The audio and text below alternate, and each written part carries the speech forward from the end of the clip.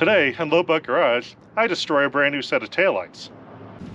I do some precision fender repair. A little too far, but we'll pretend I didn't do that. And I also use some lunch leftovers to fix a trailer, almost like factory.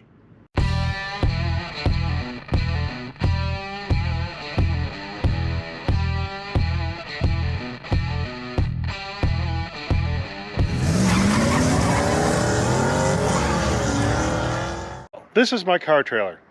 You've seen it in the background of a lot of videos. I use this to haul stuff everywhere. But the problem is I use it to haul stuff everywhere. It gets a lot of miles and a lot of use, and a lot of it's on bumpy dirt roads, so it gets some wear on it. So we got to do some stuff here. There's a lot of things like these fenders. They're actually fatigue cracking. Got cracks on both ends. They're kind of floppy. They're bent. My license plate location leaves something to be desired because I keep smashing it up and down. Eventually it's going to break off. Now this diamond plate decking is welded to the frame, or I should say was welded to the frame, because it's all cracked now in a few places. So that needs to be welded back down and probably a few more welds added to strengthen it up. Some previous owner had added these wheel stops at some point. They're not actually attached. They've just got C-clamps holding them on. I've got leftover wiring from old winches. Appears to be a household electrical box here. The connector's starting to fall apart. I don't have enough tie-down points. I've just been attaching shackles randomly and hooking around stuff. I threw the spare tire in the place that was easiest to mount one day when I needed it, but it kind of blocks my little accessory mount here. Now this is a chunk I added. It's a piece of receiver tubing with diagonal braces down to the frame. And the reason I added this is I needed to carry a boat and trailer across the country but bring a car back. I put this on here, and then I put a hitch in the receiver so I could hook the boat trailer tongue right there, and that attached the trailer to this trailer. Once I had that in place though, it became handy for other things. I've got a receiver mounted vise, a winch on a receiver mount.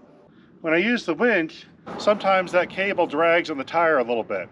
Also, if I want to carry long bars of steel, this trailer is almost exactly 20 feet long, but this is in the way. So I'm moving this spare tire. Someone before me installed these stops, and they attached them using clamps. That never quite sat right with me, because from an engineering perspective, your load is this way, you're clamping on a tiny little end piece. This is about the weakest way you can do it. A couple bolts right there would have done much better. I'm going to take these off for now. I'm not sure if I'm going to put them back on, but if I do, I'm not using those clamps. Last clamp is the rustiest, but it's moving. There we go. These are off. Bonus washers. These are going in the collection. Now I need some storage in that trailer for tie downs and such, and they make trailer boxes that are meant to fit on the tongue, but they charge money for those. So I was walking by this pile of junk. I was walking by this carefully organized assortment of spare parts, and I noticed something at the bottom. So let's get that out. I found this. A box with a lid. A little rusty inside, but I think we can work with this. I was hoping it'd fit in between these two rails, but it doesn't.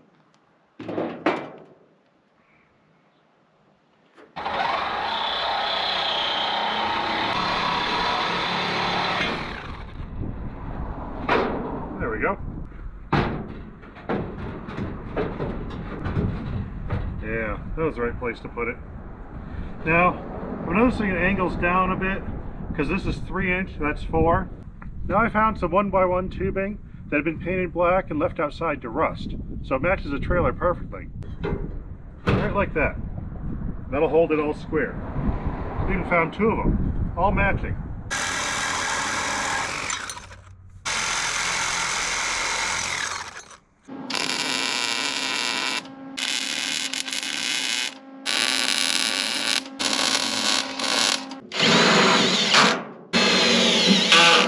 I put some self-tapping screws in these holes, and it doesn't close anymore. So I need something with a lower head. I'm thinking rivets. Alright, all those replaced with rivets. Now it closes perfect. Now, since this box is rusty inside, I know it holds water, So I'm going to fix that problem.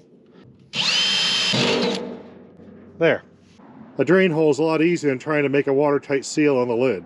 Now these tires aren't that old, but they're actually splitting apart here. I can actually see the cords inside there. So these are not staying on here. I think I got more of the old rims stashed this way, but it's gotten a little overgrown, so I'm going to make a path.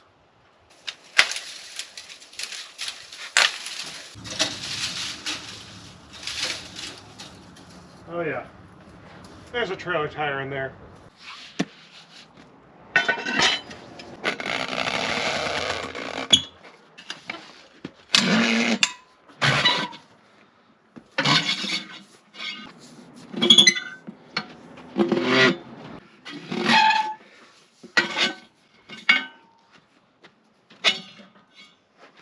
There we go. Rim looks nice inside, not even rusty. Awesome. I bought 3 brand new tires from a store, like new. I only had to buy 3 because last year I had a tire go bad on the way to the duct tape drags. At the time, the closest tire place was a Walmart, and they only had 1 tire that would fit, and it was an upgrade. It went from a load range C that I had on there to a load range D. Now, when I bought 3 more that match it, these are all load range D also. Also from Walmart, 78 bucks a tire, so they're not that bad. A little more expensive than load range C, but not crazy. So I've got 4 matching tires, and the other one's only 1 year older, so that should be fine. I even went ahead and painted up those old white rims I found to match the gray rims I already had. While we're on the subject of tires, I need to put my spare tires somewhere. And I want to mount it to the side of a trailer. It's got to be the passenger side, because on the driver's side, when you park a car on top, you might want to open and close the driver's door. You don't want a spare tire getting in your way. So I'm going to mount one here, and I bought myself a present. I went to the local cheap tool store and bought a pre-made spare tire carrier. It wasn't particularly expensive, and now I don't have to make one.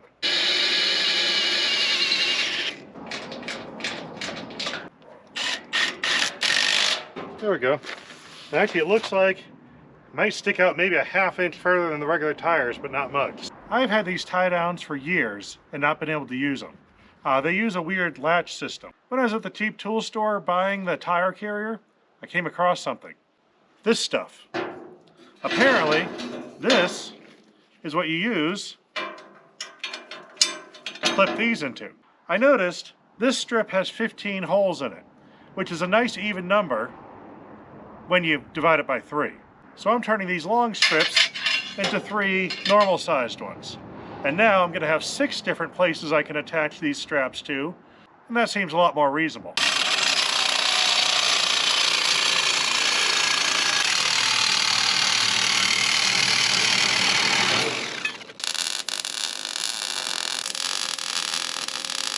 I have attachment points that are welded inside the frame that can go across. So anything in the middle I can wrap around and go to the other side. Or if it's something up top, I can go up to it or up and across. But now I have a lot more places to tie stuff. I figure the best way to attach those attachment points is to drive to another state, pile on a bunch of random metal, tie it down, and try to drive back home a few hundred miles. I think this is the only logical way to test it. So far, what I've discovered is the center points hold a big bundle of long lengths really nice. For sheet metal on the top, I need more attachment points. I've got a bunch of hooks going to the side channel of the frame. I really need some more hooks in this area, possibly in the fender area, and some more here. The spare tire mount helped out. Checking the tires and the bearings, one cap is missing entirely. So at lunch, picked up a water cup. That'll be perfect. Had a couple zip ties. Now the zip ties are taped to the lug nuts. Now the critical thing here is I went with a chrome duct tape. That should make this much more secure and fashionable too. That should be perfectly fine, almost like factory.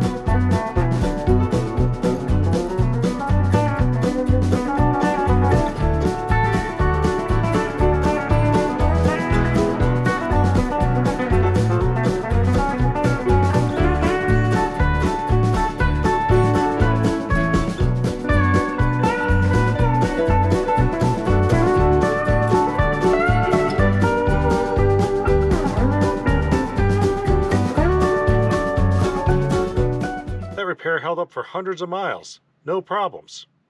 Must have been the chrome. I got a casualty here. I was unloading this plate, broke off part of my light. These are those cheap plastic boat trailer lights. They did work, but not anymore.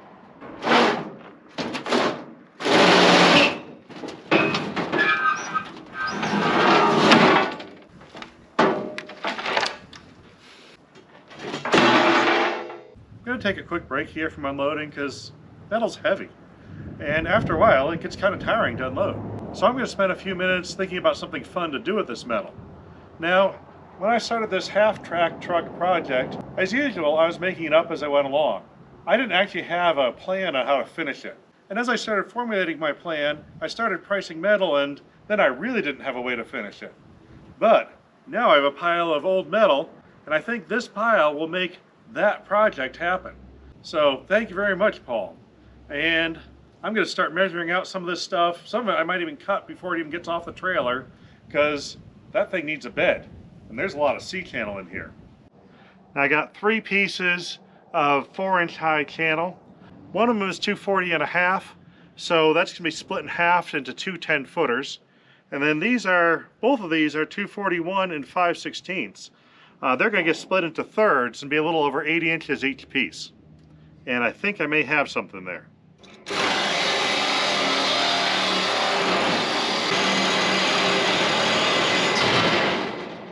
Got my 4-inch channel all cut up. Didn't waste a single inch of it. It all fit perfectly. This is the one I cut into 2 pieces, going about 10 feet long. The ones I cut into 3 pieces are my cross members, and they're about 2 feet on center, so I think that'll be fine. And it uses every single one of them. So there's the whole bed framework, and I didn't even have to unload a single 20-footer off the trailer. Cut them right on the trailer, dropped them right in here in small, manageable, very heavy pieces of metal. But I'm not starting on this right now. I got to finish up on the trailer next before I play with this anymore. So let's get back to that. I'm going to see about welding up these fender corners. While I'm at it, I noticed that it's broken right there too. So we'll get that too. The end of the fenders are a little bit on the mangled side. Now this side is completely consistent. It's bent, and then bent. This is fairly thin sheet metal, so it shouldn't take a whole lot to just tweak it back into position. Just got a little pipe wrench that might be perfect for tweaking like this. Oh yeah, that bends easy.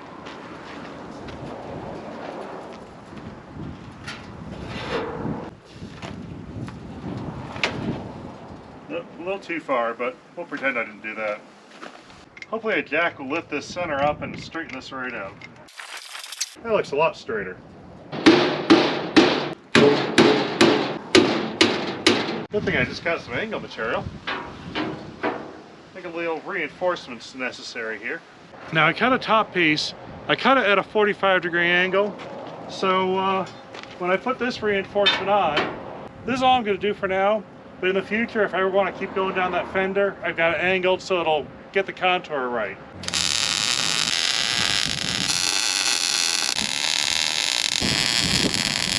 Now I want to add a brace to the center of this fender to strengthen it up a little bit. I think I can go straight from here right down to the suspension pivot. So I was looking for material to use, and I saw I have a lot of these old brake pedals kicking around. And they're just about right.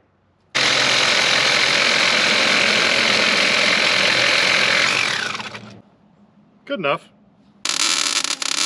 Now the fender sheet metal's in the way, but on high heat that just burns right through and I just connect the two. So that'll be perfect.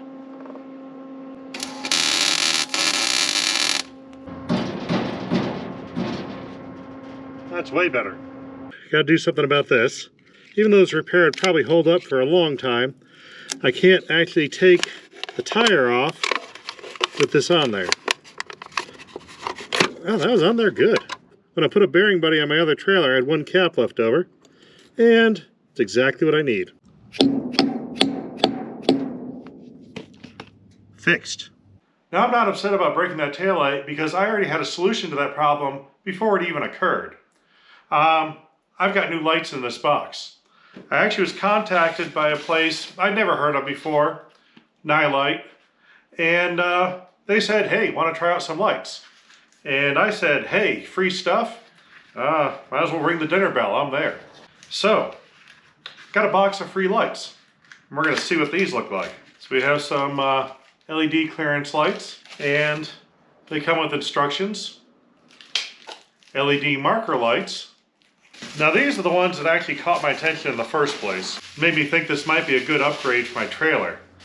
This is actually a metal housing, and they've got the standard rubber mounted lights in it. So it's a standard round, it's a standard oval. They're not special lights, but the housing is solid, it's metal, it's got a license plate holder on it, and a little license plate light under it.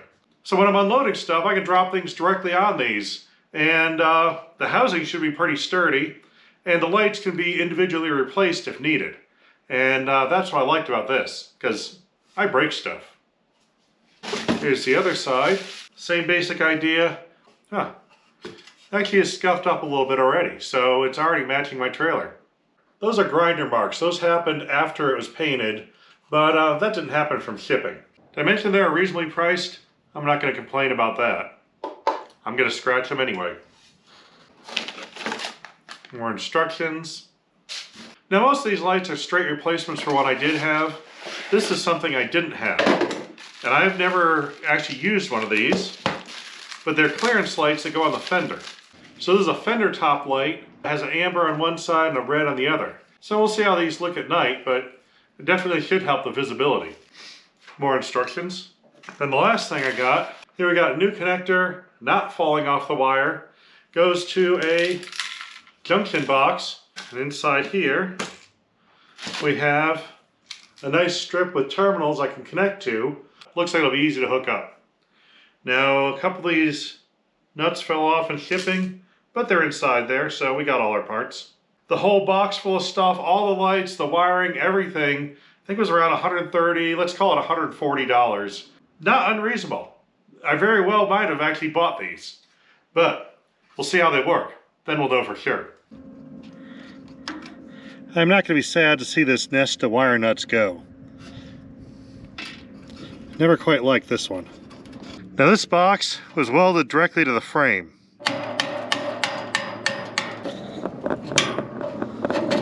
Welded pretty well apparently. There, not anymore. I actually resorted to the instructions because I don't see any mounting provisions in this box at all. They actually have instructions for it. They say connect wires and weld it to the trailer, which I actually don't want to do because I'm not sure if I'm going to be happy with where I put them. So I want to bolt these on. Now in order to bolt them on, I need to get to the inside. So they also have instructions on removal. They say to press one side of the 6-inch oval light and the tail light falls into the box. So we're pressing down on one side, pressing down, try the other side. Oh, no, it's not moving yet. Maybe they meant the top? Nope, that's not working either.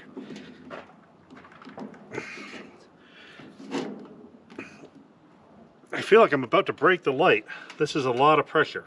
Now I brought these in a room that's heated, so they've been inside overnight. Now I'm going to attempt to get these lights out.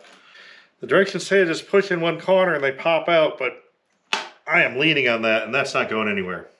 So I got a little tire removal tool I got with a bike tube, and I'm going to use that to pry. And we're going to pry the whole thing inward. Broke off a little piece of tool, that's okay. Trying to get this gasket to move. It's not very flexible. All right, feels like something's going to break, so let's get another bite in a different spot. I am definitely putting a lot more force on this than I want to. Oh, there we go. I think I might have it now. Let's try another bite in another spot. Come on. Nope. Yep, we're definitely making progress here. There we go. All right. We've pushed the light partially inside here. All right. Now we got the entire light inside there. Now let's see how easily it removes. Oh yeah, that part's easy. Okay, got a light out. Now this one is supposed to just press out from the inside. Oh, it's already moving. This is much easier. There we go. All right. Oh, there we are. That came out. Got the light out. Now get the grommet out. All right. Now, there's a couple screws to attach these. Let me pop those off. So this is out of there. I like this. Things that just bolt together and then unbolt. Makes life easy. It's a strip of lights that just slides in the bracket. So it looks like those lights are replaceable if you can find ones in this configuration. But the bracket is reusable, it looks like. Alright, ready to install. I'm going to take this box, put it right there. I'm going to go with the bolt holes that were there. One thing I do need to do is that angle isn't exactly square anymore, so we need to straighten that out.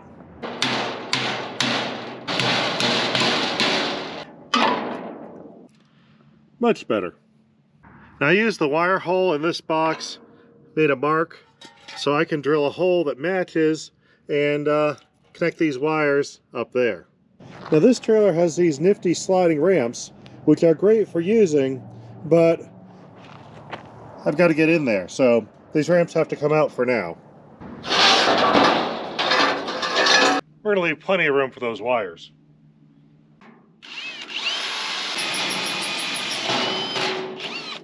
There we go. Got a few holes added so I can put some of these tie downs on it. All the places I had hooked to the frame rail before.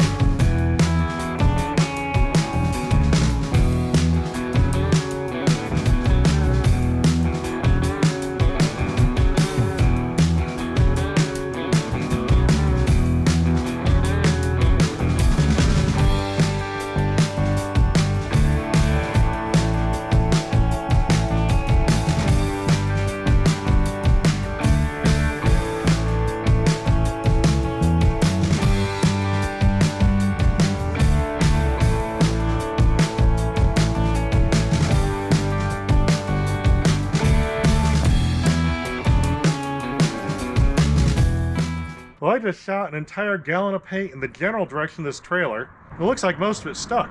Tomorrow we'll put it together and see how it looks. Now the lug nuts didn't go too smoothly, so I'm going to run a tap through them. Quick and easy way, chuck the tap up in a drill and throw a socket on them.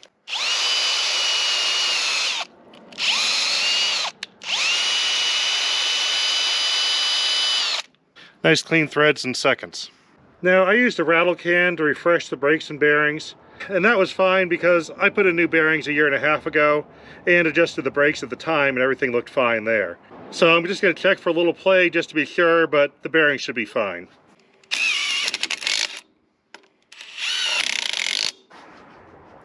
Oh yeah, the bearings are good. They say these attachment points can hold 10,000 pounds. Even if it's really half that, that's plenty. There. That'll be nice. This is the wheel for the tongue jack on this trailer. This is not the one I got with the trailer. That one was wrecked. It was just a solid plastic thing with plastic bearings and the bolt went right through it. This one actually has a sleeve inside. Let me show you inside here. There's actually needle bearings all the way through the whole length of this one. I picked this up at the surplus center quite a few years ago. It was a straight bolt in and really heavy duty. Nice solid tire, and those bearings will hold a lot of weight. If you do have a tongue jack tire go bad, look for something like this. This works great. All I did was shoot a coat of paint on my spare tire. That's all it really needed. Still held air. What more could you want for a spare? Let's get these lights back in here. Hopefully installing them goes easier than removing them. Oh, that's right in. Alright, yep, that went easy. Alright, wires are through.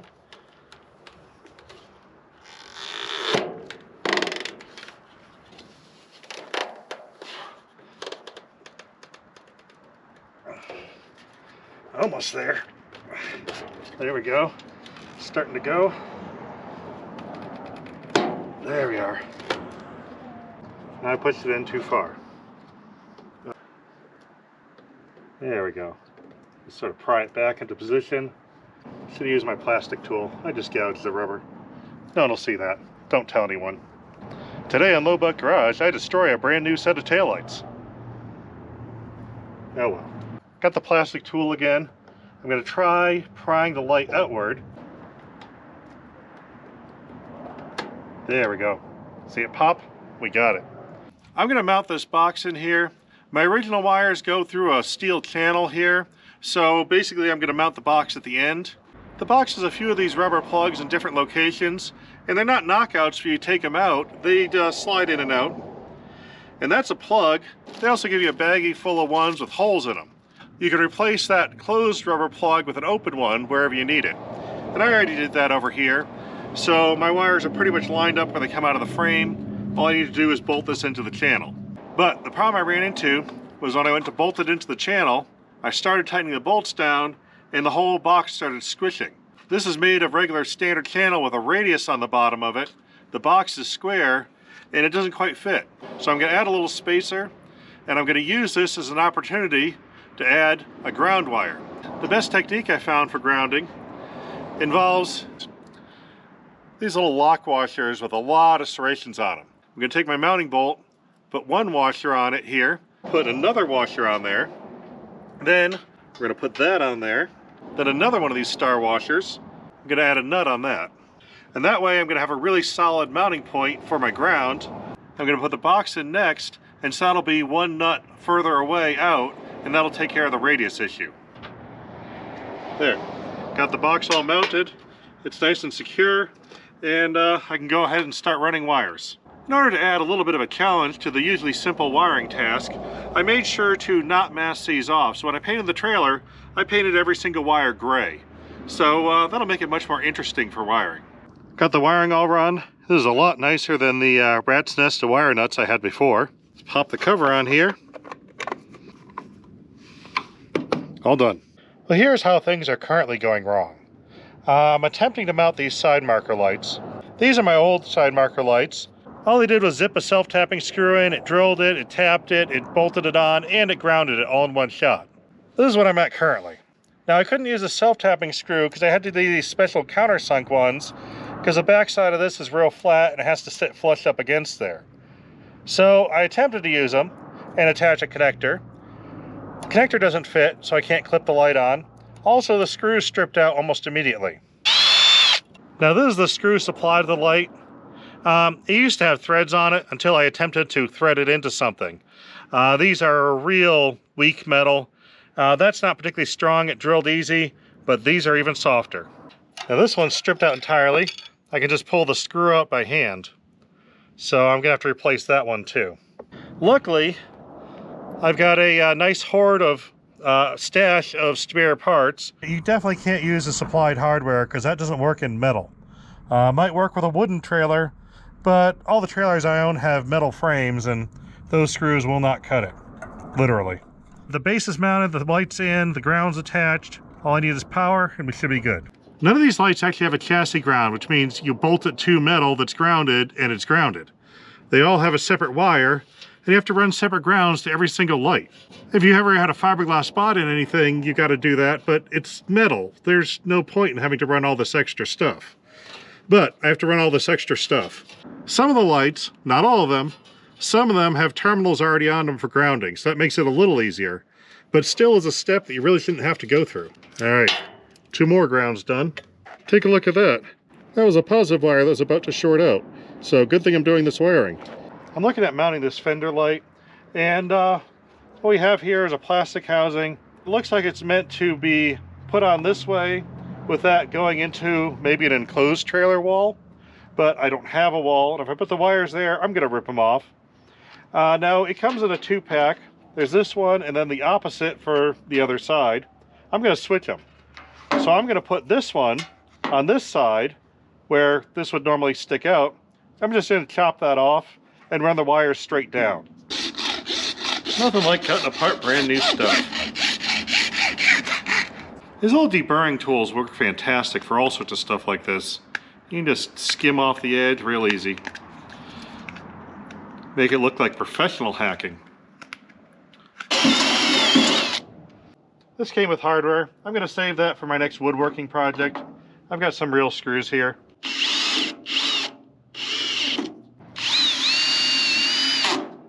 There we go.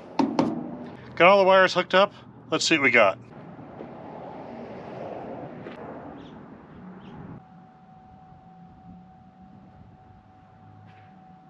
That looks good. I'll have to check it out at night and see how it is. I got some video of the side before I put the lights on, and then after, and then the tailgater view from before, and then after. And in a side-by-side comparison, the new lights are much more visible. Even have a license plate light.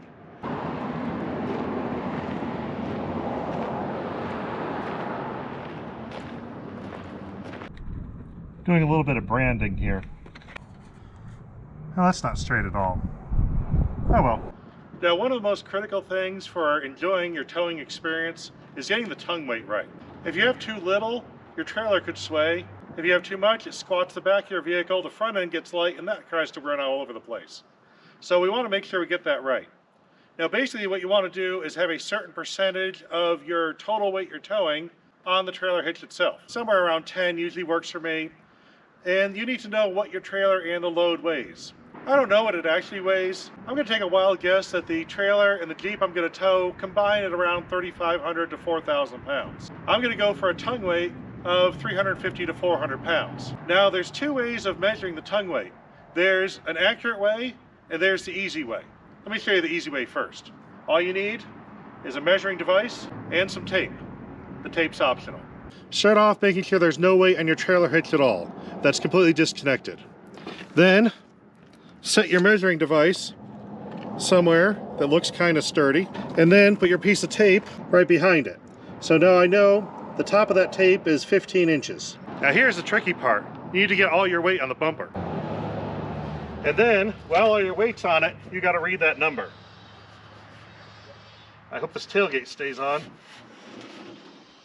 All right. We're at about 16 inches. So my weight made the rear end go from 15 to 16. Now I weigh in the neighborhood of 220, so I know that not quite double is going to be the proper tongue weight. Now I calculated that and I came up with 1.6 inch drop should be my ideal tongue weight. So we're gonna shoot for that and then we're gonna compare and see.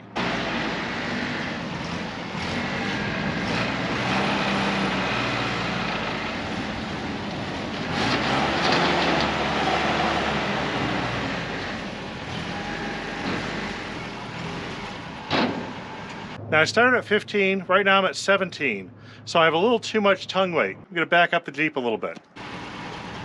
I'm right in the ballpark now. I've used this method a lot and it's worked really well. But the other thing we can do is actually weigh it exactly. So let's see how close we are and get an exact tongue weight here. I've hooked my hanging scale to the hitch and to the winch. So we're going to see how much this weighs exactly. There's no weight at all on this. We're zeroed out.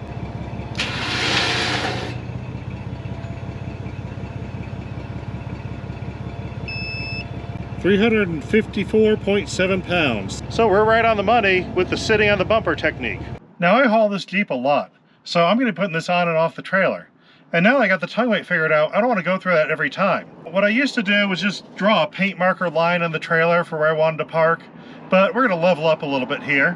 While I was playing with my vinyl cutter, I printed out a flat fender Jeep silhouette. There. Now, when I drive on, I just look at my front tire. When I line up with the Jeep, I got my tongue weight right. Well, that's it for this video. I've got to take that Jeep somewhere soon, so I'm glad I have this trailer completely ready to go. I like the light upgrade. It's not nearly as easy to install as the old ones were, but now that they're on there, it's a lot brighter and more visible. It seems there's more and more crazy drivers out there, so I'm glad this trailer is nice and bright now. Got my tie downs in a nice neat box. Neat as a bowl of spaghetti. Perfect. And it's all set to roll. I actually expected this to be a quick and boring project. It turned out to be more involved, but also more fun than I expected. So, another win. Hope you guys are having fun on your projects too. Even if they're boring, they still can be fun. We'll see you next time. Got a quick tip for you. I would call this a pro tip, but I'm not professional at all, so I can't go there. But, when you paint your trailer nice and thick with a good coating of paint, make sure it dries before you drive something on it. I just painted this one a couple days ago. I probably should have waited like at least a week before I drove my Jeep up and down it. I've got a rattle can that's the same color, so I'll just touch it up and it'll be fine. No problems.